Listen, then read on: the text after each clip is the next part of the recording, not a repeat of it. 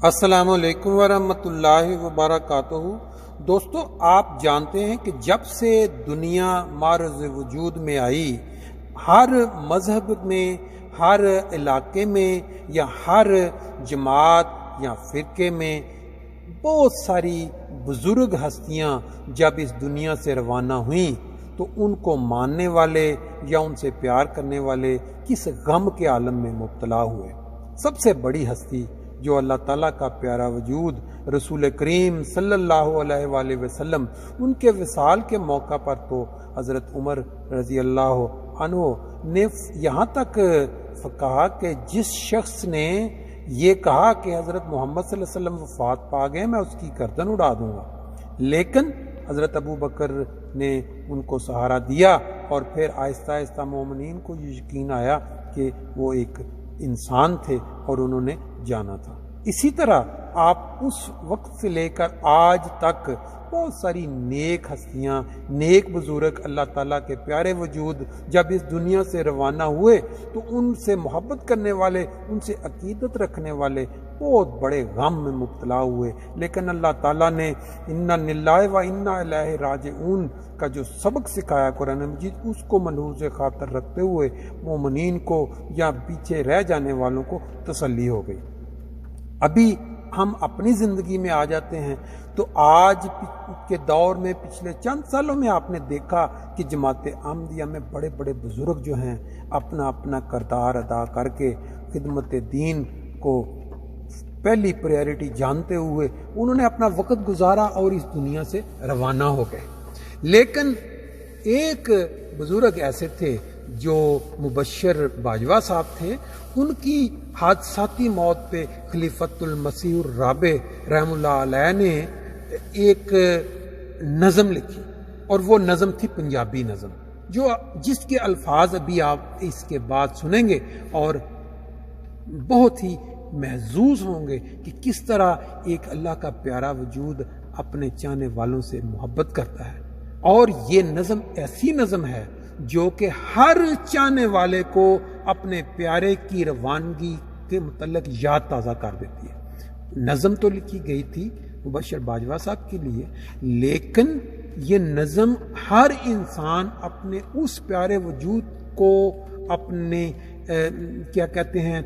نظر میں، اپنے خیالات میں لا کر یہ نظم اس پہ فٹ کر سکتا ہے۔ اس لیے میں اس نظم کو آپ کے ساتھ شیئر کر رہا ہوں، اور کیا ہی خوبصورت آواز میں پڑھا ہے جناب سکندر صاحب نے، اور آپ یہ نظم سنیں اور اپنے اپنے جو پیارے ہیں، آپ کے وہ پیارے وجود جن سے آپ کو محبت تھی، جن کو آپ چاہتے تھے، جو اس دنیا سے روانہ ہو چکے ہیں، ان کو ذہن میں اپنے تصورات میں لا کر یہ نظم سنیں گے تو آپ کو زیادہ مزہ آئے گا۔ میں نے ابھی عبد الوحید وڑائچ کی تصویر شیئر کی ہے اور باقی چند بزرگوں کی تصویر شیئر کی ہے جو حالیہ چند مہینوں یا سالوں میں اس دنیا سے کوچ کر گئے اور پیچھے رہ جانے والوں کو غم میں مبتلا کر گئے، لیکن جب یہ نظم سنتے ہیں تو آپ کو اس پہ بڑا ہی مزہ آتا ہے۔ یہ سنیں یہ نظم اور پھر آپ انجوائے کریں اس کو۔ آؤ سجن مل بئیے تے گل اس یار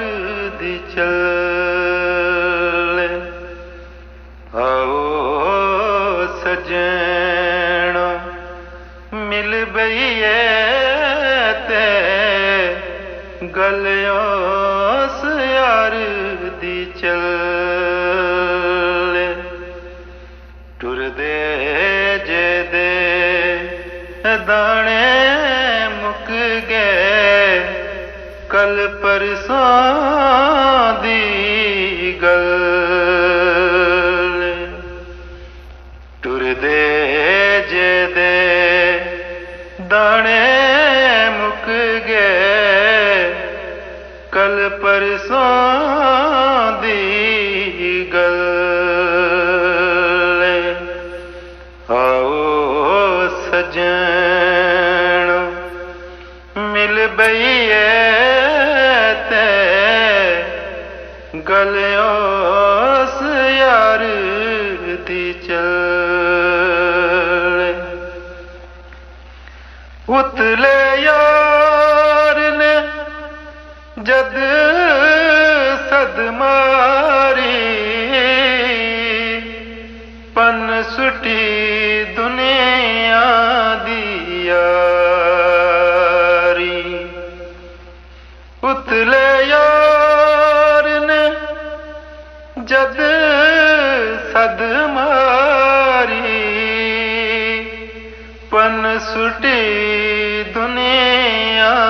ਦੀ ਯਾਰੀ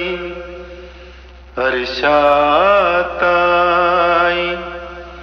ਲਾਈ ਤਾਰੀ ਮਰ ਉਡਾਰੀ ਕਲੇ ਅਰਸ਼ਾਂ ਤਾਈਂ ਲਾਈ ਤਾਰੀ ਮਰ ਉਡਾਰੀ ਕਲੇ ਆਓ ਸਜਣੋ ਮਿਲ ਬਈਏ ਤੇ ਗਲਿਓ ਉਸ ਯਾਰ ਦੀ ਚੱਲ ਨੀਚਾਰ ਕੇ ਉਮਰ ਹੰਡਾਈ ਸਭ ਦਾ ਸੇਵਕ ਸਭ ਦਾ ਪਾਈ ਨੀਚਾਰ ਕੇ ਉਮਰ ਹੰਡਾਈ ਸਭ ਦਾ ਸੇਵਕ ਸਭ ਦਾ ਪਾਈ ਜ਼ਾਤ ਉੱਚੀ ਸੀ ਕਮ ਵੱਡੇ ਪਰ ਨਿਤ ਬੈਂਦਾ ਸੀ ਥੱਲੇ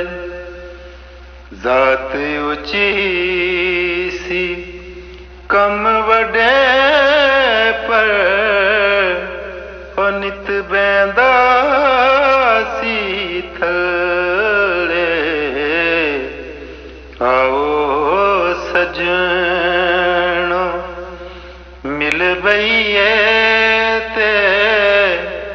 ਗਲਿਓ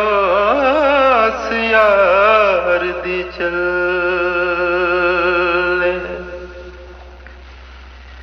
ਜੋ ਕਮ ਆਖਿਆ ਹਾਜ਼ਰ ਸਾਈਂ ਕਹਿ ਕੇ ਛਾਤੀ ਡਾਈ ਜੋ ਕਮ ਆਖਿਆ ਹਾਜ਼ਰ ਸਾਈਂ ਕਹਿ ਕੇ ਛਾਤੀ ਡਾਈ ਹੱਸਦਿਆਂ ਸਾਰੇ ਪਾਪੜ ਵੇਲੇ ਸਾਰੇ ਜਮੇਲੇ ਜਲੇ ਆਓ ਸਜਣੋ ਮਿਲ ਬਈਏ ਤੇ ਗਲਿਓ ਉਸ ਯਾਰ ਦੀ ਚੱਲੇ ਆਓ ਸਜਣੋ ਮਿਲ ਬਈਏ ਤੇ ਗਲਿਓ ਉਸ ਯਾਰ ਦੀ ਚੱਲ ਆਓ ਸੱਜਣੋ ਮਿਲ ਬਈਏ ਤੇ ਗੱਲ ਉਸ यार दी चले। दोस्तों इतनी खूबसूरत नज़म और इतनी खूबसूरत आवाज़ में आप